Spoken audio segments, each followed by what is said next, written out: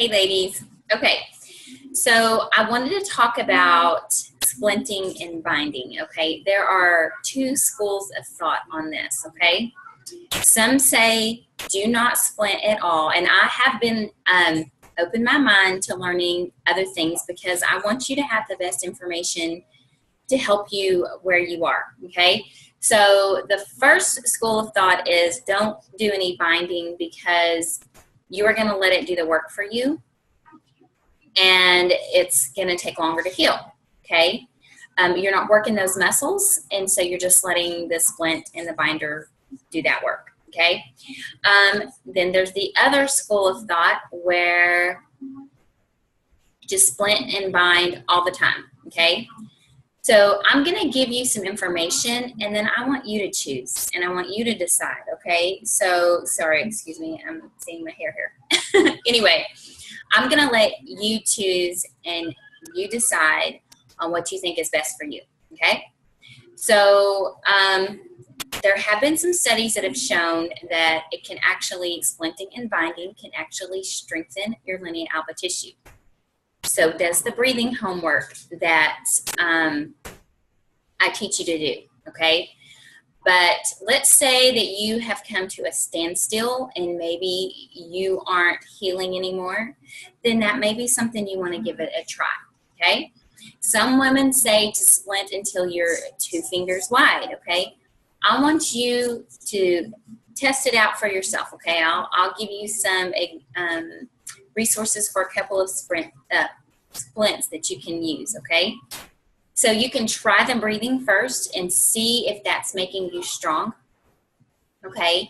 But it can take up to 6 months to 18 months for that linea alba tissue to start strengthening. A lot of times people say you can't heal a diastasis or that linea alba because it does take a while, but you can, okay? It's been shown that you can do that.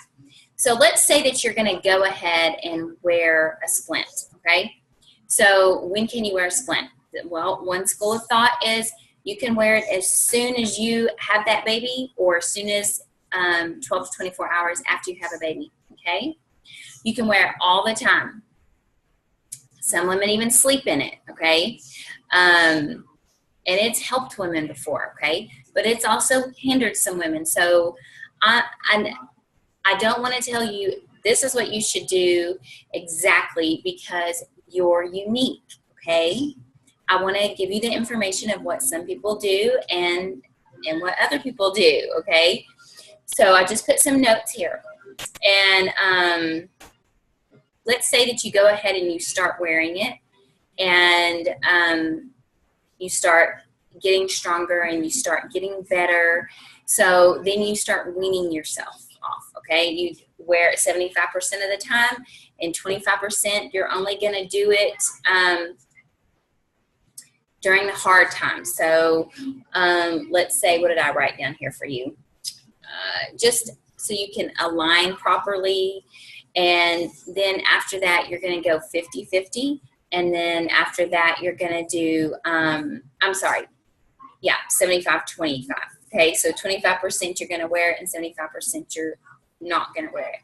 And then, so it's 25% that you don't wear it, 75% you do, 50-50, and then 75-25, okay? And that you're only wearing at the hardest part. So the goal isn't necessarily the measurement per se, it's how you feel and your strength and can you engage your muscles, okay? So you can wear it as many hours as feels good to you is what they have said. So that's just something you're going to have to think about. So you can continue wearing it just when you work out or just when you are going to be in a situation like when you're turning and you're twisting and you know you're going to be in a position that you're going to need that support, okay? So what I want you to do with this information is if you're in this class, don't stop the breathing homework. Continue doing it. If you're wearing the splint or the binder, go ahead and make sure during your movements, when you're squatting, when you're doing the dishes, when you're picking up your kiddos, make sure that you're engaging those abs, that you're lifting your pelvic floor, that you're engaging your abs. You want it to work for you, okay? Not just with that on, but that splint and binder is going to maybe sometimes help some women to remember to do it. Maybe that's going to help that linea alba tissue, okay? So you can try it both ways. Maybe you want to try it half and half. Maybe you want to do it without. Check to see how you progress. Maybe you want to use it with and check to see how you progress. Okay, I want you to decide what you think is best for you, what makes you feel comfortable. If you're working out and you're scared, put that binder on, put that splint on, okay? But follow my cues. Continue working, continue working, continue working, you know, all those muscles inside of there, okay? When you do the breathing homework, try not to use it. But again, I want you to decide how you feel. So this is about you getting to know your body, getting to know the processes that your body is, how you were created. Keep a journal to see how you think what's working for you best, okay? And again, if you're wearing the splint and you've kind of stalled on your healing, go ahead and maybe try to take it off a little bit. Now, if you're 5 fingers, 8 fingers, 4 fingers, I've worked with plenty of women who have 4 fingers that never wear a splint or a binder, but you know, maybe you want to wear it till you're 2 fingers wide. Maybe that's what you feel comfortable with. But sometimes it has slowed my clients' healing down. So I'm going to let you decide on what you want to do, but the information is there. The splints have helped, and I think they've hindered. So, but I think the reasoning is it's the person, it's the uniqueness of the person. And if they got rehab maybe from a physiotherapist, pelvic floor, or physical therapist, how they're doing the program, it's just everything.